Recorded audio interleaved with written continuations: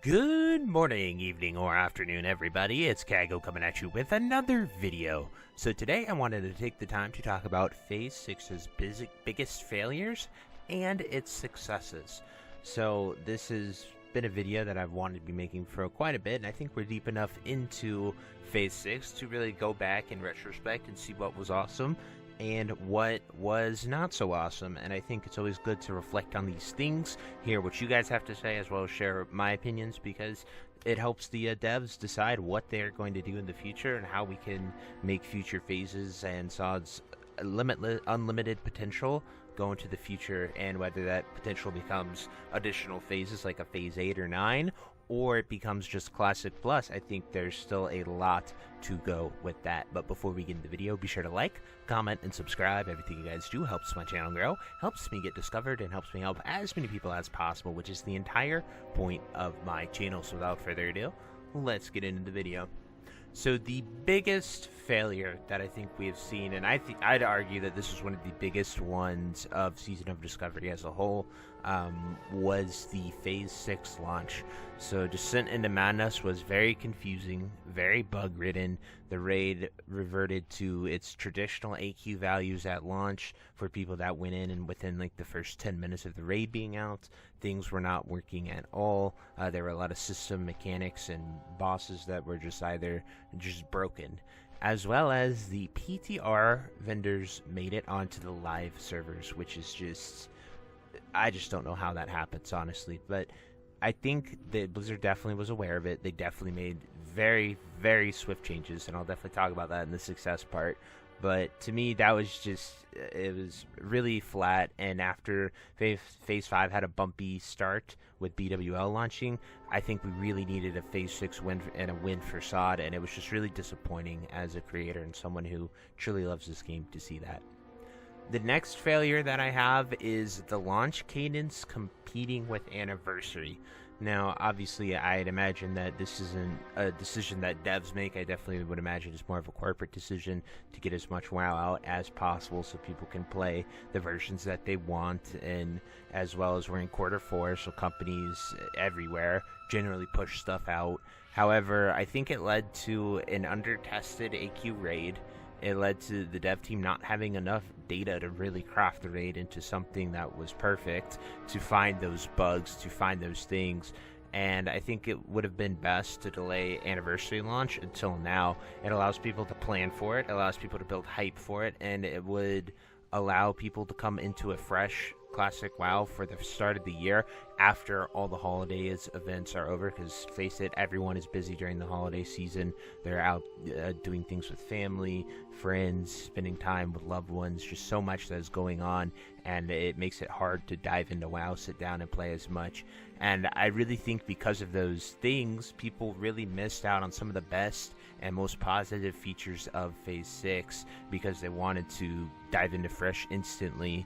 And the holidays on top of that, it didn't give them a time to enjoy SOD. SOD took a back page to that and went onward.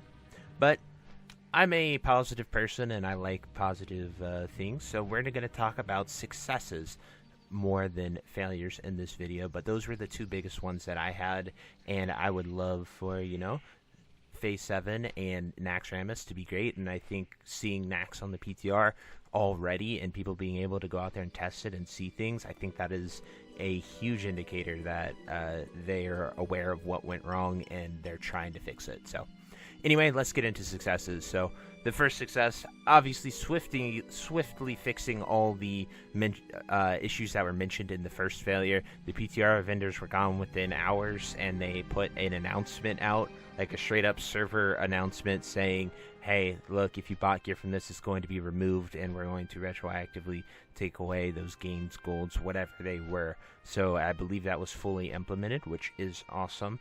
And then within the first week, so the second lockout of AQ, most of the bugs and issues were fixed, and then I think by the third lockout, which would be the second week, it was fully fixed and functional. I haven't had any encounters, and the obelisks are in great spots to click on and use, but we'll definitely talk about this into Madness more. the biggest feature and probably one of the coolest things that I have absolutely loved about Phase 6, and I think it was really underappreciated, was the new tier of crafting. I think the entire system was amazing. We got new cloth, we got new skins, we got new herbs, we got new gear, we got new flasks, we got new elixirs, consumables.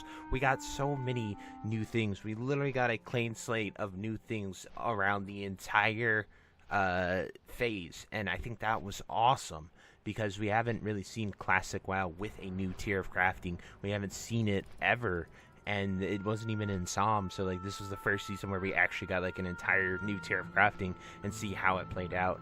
While in Sod we did get like a few new pieces, but they used pre-existing materials. They didn't just use that, and I think it was very lucrative and very enjoyable to get them, and even now people are still using those pieces of gear, so it was such a very well done system. The only thing I had with it was that things became very overpriced because of scarcity and lack of materials. Like, it became hard to get them, and I think it was designed for more people playing the game than it wasn't. However, they did buff those drops and really fix it, so it definitely shows you, once again, the dev team's listening to us, making these slight adjustments to make things function in a much better, more enjoyable way.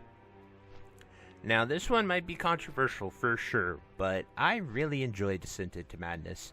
I think the feature it has is that it progressively gets harder, right? As you kill the bosses, as you go further, that concept is really fun and really enjoyable. It feels like you're progressing the entire time. You're going down a road. Oh, this first boss not too hard. Oh, this next one, more mechanics, more things, more stuff. And it doesn't just add the previous one onto it. It sort of fuses them into a different way. Like, example, the poison. When you first get it for Visitus, it is a poison that drops on the floor and you have to move. By the next boss, you have to then start to spread out, and so you don't explode on people. And I think that is really, really cool. And then by the final boss, that's gone, and it's just a curse that goes on you and applies passive damage, so you need to decurse. And I think utilizing all of those mechanics to make it feel progressive, feel creative, was really cool to see, especially when we saw MC and BWL, where it was just sort of static. Like, MC was have this FR, and these bosses do these mechanics, which most were just from Psalm and hard modes there. And then BWL was pick 3 of the 5, one of them being hard mode and sort of the mythic difficulty level, and then 2 other ones, and just making sure you had 3 affixes. But it didn't really change the thing other than the affixes. And the affixes, there were a lot of ways, a lot of solutions you could have to them. My only complaint about the Descent into Madness system right now, as it is live in the game, is that you have to keep clicking the obelisks. I would really love a simple on and off switch like we saw in BWL and MC. You go into the instance, you talk to an NPC at the beginning, and you say, hey, I want it to be this difficulty with these things, and it just works. As well as, hey, this became too hard, can we turn this off? Very simple. I think a lot of the bugs and issues that AQ experienced were because of the obelisks and going in and progressively turning it off and clicking it, and then the gong to be the off switch just wasn't working on certain fights in certain areas, with like Twin Imps and Princess Huhuran being 2 of the biggest problems. I would have just loved a simple on-off switch personally. Next, I want to talk about the rep and gear changes. While a lot of people have complained about the rep grind being a lot and too much, you guys don't understand how much better it is here that it's going to be an era. And you'll see an anniversary when we get to AQ how much of a grind it truly is and what you have to do in order to get your gear. And I think a lot of the rep and could have been earned in the prep and war phase. However, that was around Thanksgiving, as well as people were overplaying anniversary as well.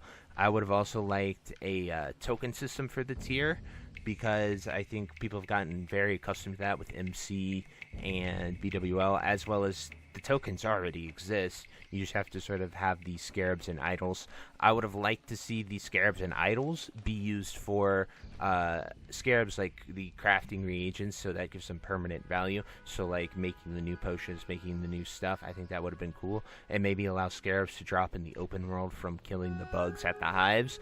And then idols being used for the crafted gear. Definitely idols, keep them to raids, but make the idols be crafting reagents for the new gear. Maybe 1 or 2 for each piece, I think would have been a better solution to that, and a lot less confusing, because I did the gearing there yesterday, and you guys saw that even I struggled with it, having gone there and did it. I made the mistake of I had 2 bracers of dominance when I needed 2 visceras, and I bought the boots instead of the legs. But as you can see, I was able to go back there and fix it. I was just recording, so I couldn't really think what was going wrong, but I used the Hive Tunneler boots, and then I used these legs as my bish. So I did solve that problem for those of you that were wondering. But anyway, guys, those are my entire lists of the failures and successes for Phase 6. I make these videos just because it's fun to like go back and look and remember what went wrong, what went well, and just all of the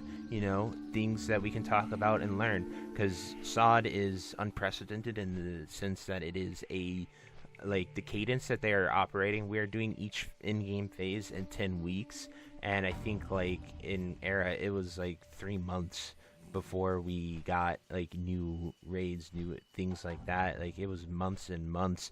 I think all of Classic 2019, we didn't get TBC until 2021. So just the cadence is so much faster, and they're also tweaking the raids and adding new stuff. There hasn't been anything like that, and I think a lot of people forget those things and are super critical without like having, I guess, empathy and understanding of the game dev and what they're going for and how hard they are trying to get that cadence. So it's just something that I genuinely appreciate as a creator and someone who loves playing World of Warcraft. So anyway, guys, I truly hope you enjoyed this video, and I can't wait to hear your opinions and thoughts on it all. And until next time, I'll see you later. Have a great day. Bye-bye. Hey, you. Yes, you. Are you still there? Well, I appreciate you for taking the time to watch this entire video and making it to the end here. If you enjoyed this video, definitely check out the other videos about World of Warcraft listed in these playlists down below. And thank you again. Have a great day. Bye-bye.